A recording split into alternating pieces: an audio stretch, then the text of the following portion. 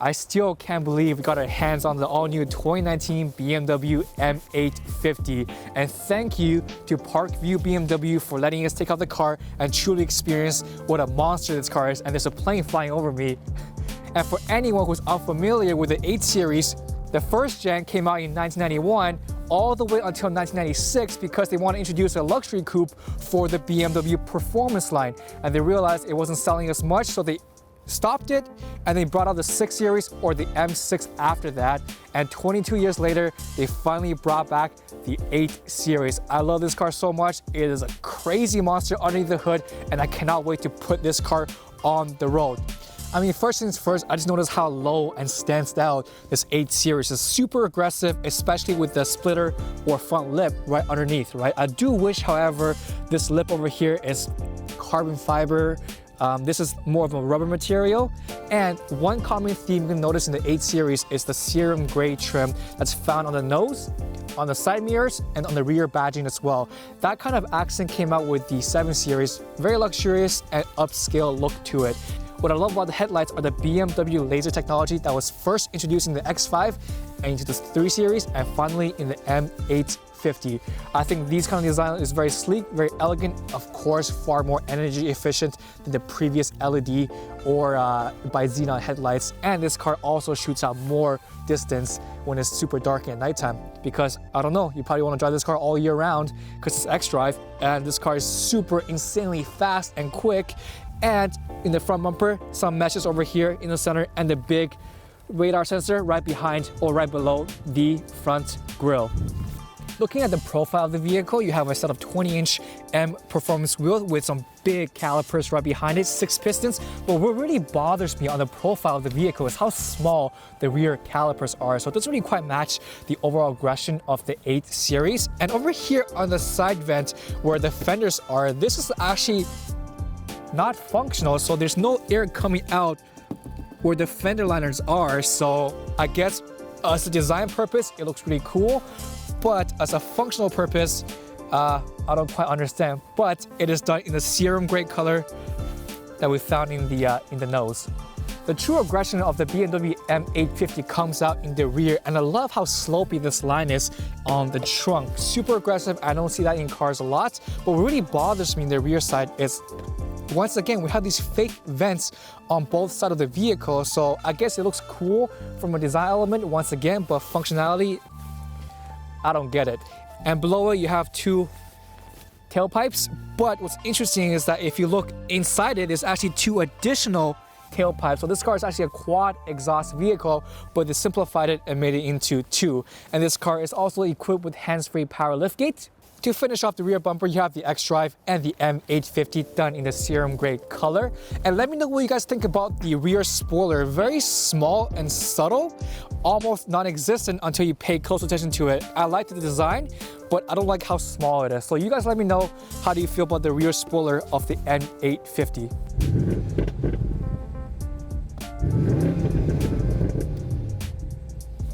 The interior of the M850 is packed with tons of luxury. The first thing I open the door is this M850 kind of door sill over here, and it says carbon core on it. So there's 15 different locations where they use carbon reinforcements in the frame. Very cool. So the reason why they didn't do it for every single component is that in the event you crash your vehicle, these 15 places are easy to repair and not too expensive, just in case the entire frame is made of carbon reinforcements, right? So pretty smart when they did that, having some kind of stronger reinforcements in certain areas, but not for everything, for cheaper repairs. And it's also expensive to do everything for carbon reinforcements.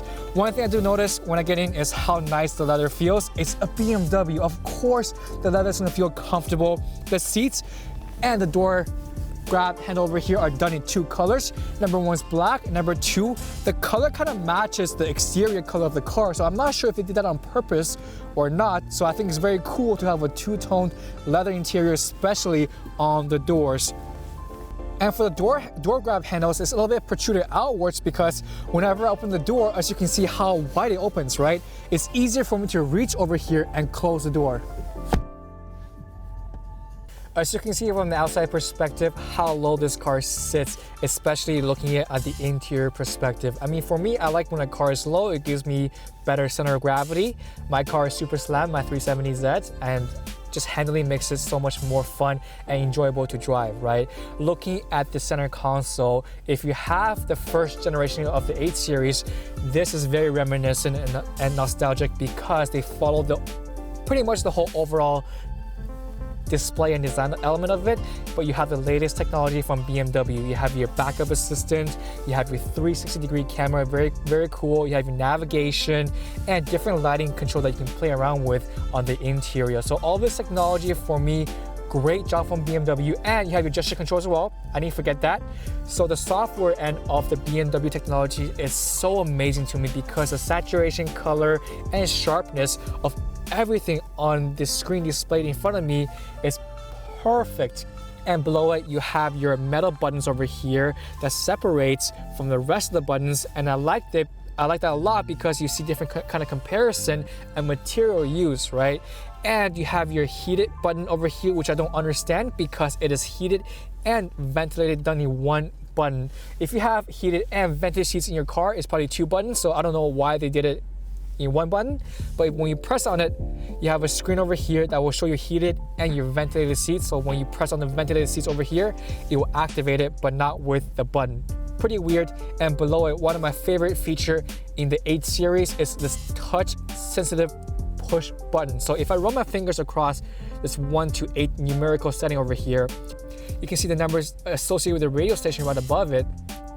And once you're ready to make a selection, press on it and it will activate the radio station. So this kind of touch push button I don't see in cars whatsoever. I think this is the first car I ever saw it, and it's super cool for me to experience this kind of technology in the BMW.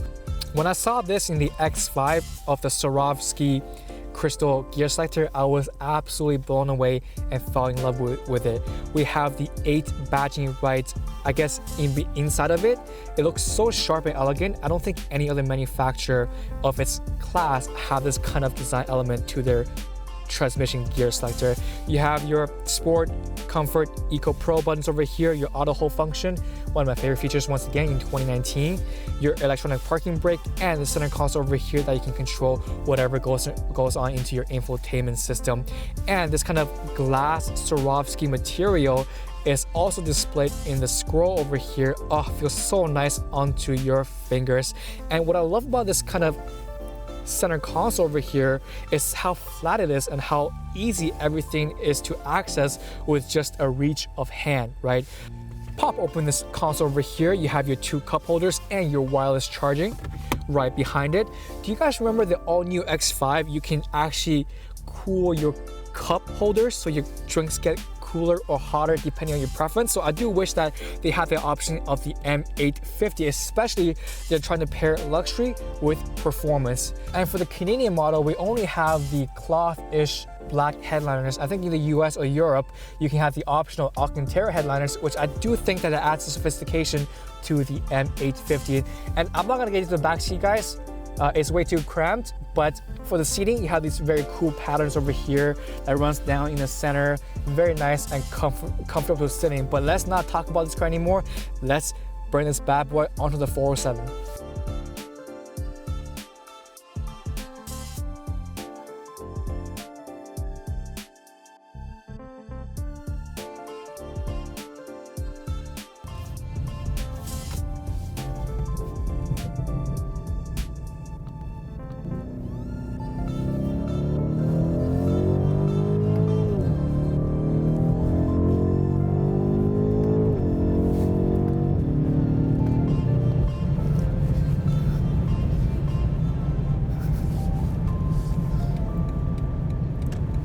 Everything with this car is all about performance. I mean, for one, you guys probably noticed from the interior is that we don't have a sunroof because number one, the roof is done with carbon fiber on the exterior. But then again, you just can't get a sunroof option because of the additional weight on top of the car and how much weight it will add of the sunroof. So I think BMW has done everything they can to make this car as sporty and performance oriented as they can. So great job. I love it. and I just love how insanely quick this car is. And this car is actually the quickest car I've ever driven, period, here on Cold Start. Tons of joy. It will actually make me giggle every single time I punch the throttle if I get into this car every single day. And this car we're testing out today, I didn't mention it before, is about 123K in the Canadian market. So not too bad, more or less in the M4 CS, M4 GTS range, but this car also packs the luxury aspect to it, which I do appreciate, right? A lot of people do say that this car's engine or motor is the detuned M5 motor. I believe, and don't quote me on this, the M5 is quicker, but this car is still oriented towards more luxury side to it, although the M5 is luxury enough with its interior options. I don't think I've ever driven a car that made me giggle so much. We punched the car and we got to, I'm not gonna say it, more than 120 kilometers. And it is just insanely fast in this car. And one thing I noticed about cars like these is that I don't feel that I'm losing control whatsoever. Doesn't matter what speed I am at. If I'm driving 160, 180, like this car will make me feel like nothing will happen. I won't tip over, and I like that security coming from luxurious cars, especially with crazy performance numbers. But what do we have underneath this beast? We have a 4.4 liter V8 twin turbo giving you 523 horsepower and 555 pound-feet of torque. Pairing that to an 8-speed automatic transmission. I know some people are asking why it's not DCT or whatever, but it's actually a radar sense because it will actually detect the speed limit to whichever road that you're traveling on and adjust its transmission selecting based on it. For example, if you bring this car onto the highway and the speed limit is 100, it will shift gears accordingly to its surrounding, speed limit. If you drive this car onto the local road, the speed limit is 60 kilometers, so it will adjust once again to its, transmission gear selecting quickness once you're there. But I do hear this kind of whistling noise inside the cabin of the M850, so I'm not sure. Maybe something is not sealed too tight, but yeah. Sport Plus, manual, downshift.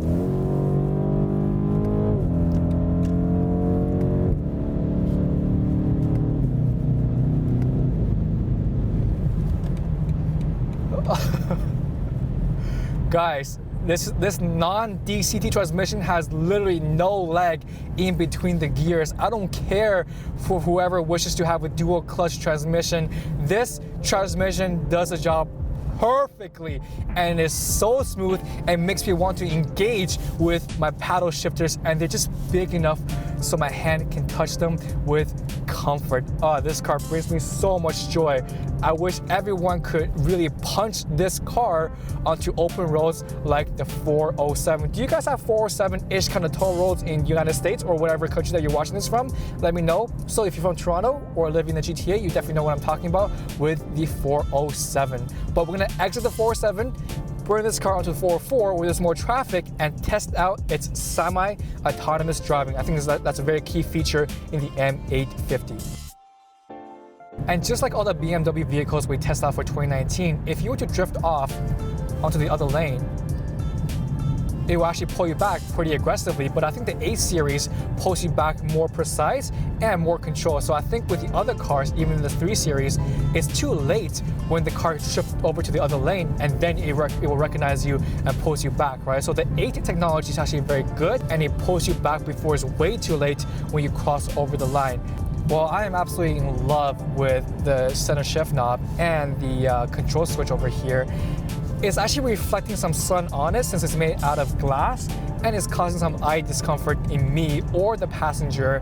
I think it's cool to look at initially, but on a bright, hot, sunny day, especially when you're at noontime, the sun hits right where the shift knob is, or the scroll over here, the reflection kind of causes more of like a distraction or makes you can't open your eyes, so you have to wear sunglasses to prevent that.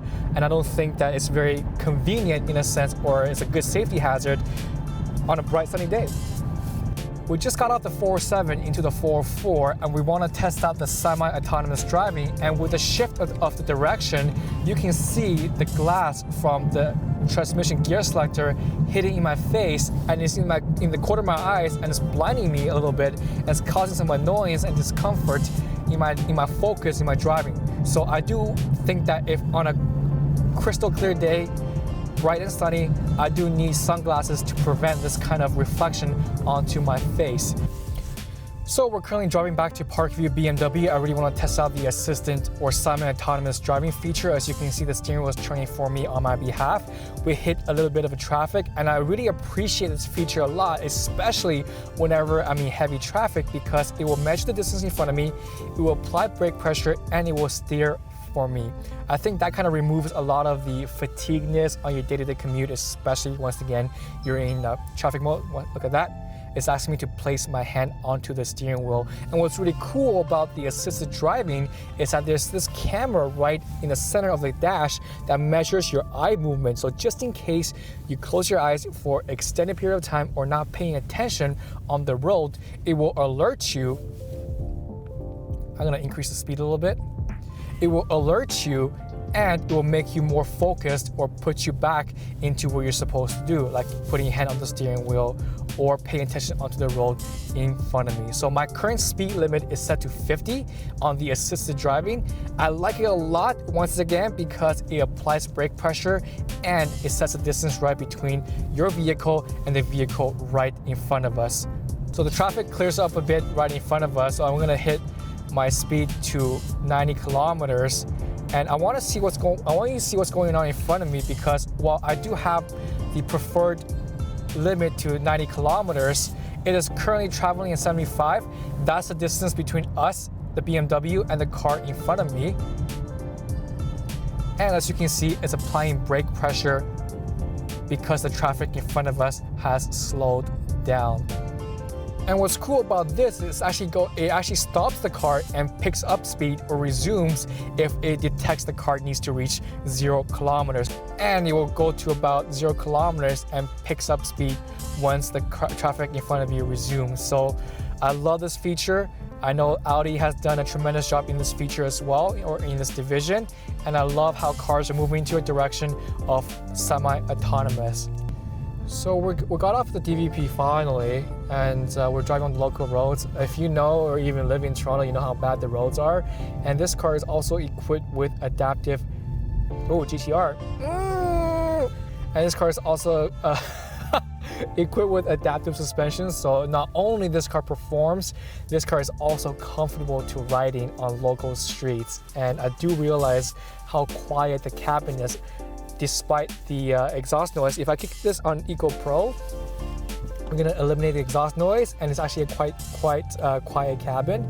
And the suspension actually feels very comfortable. I know it's more of a racing vehicle, but the comfort is still there, which is quite surprising. And I do think this car is significantly more comfortable than the suspension in the 3 Series. Of course, not even the same class, right? Why would I even compare that? But the 3 Series suspension is very stiff.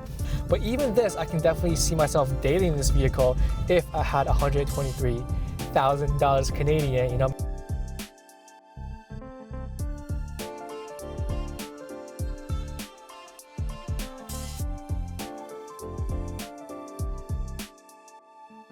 So that's it for me today, guys. I hope you all enjoy everything we did for the BMW M850. And I'll give a quick thank you to Parkview BMW for letting us experience this wonderful and super mean machine. Make sure you slap that subscribe button. It's free. Help us get to 10,000 subscribers so we can bring you more quality content. My name is Runzit, and I will see you on a brand new episode of Co-Start next Saturday.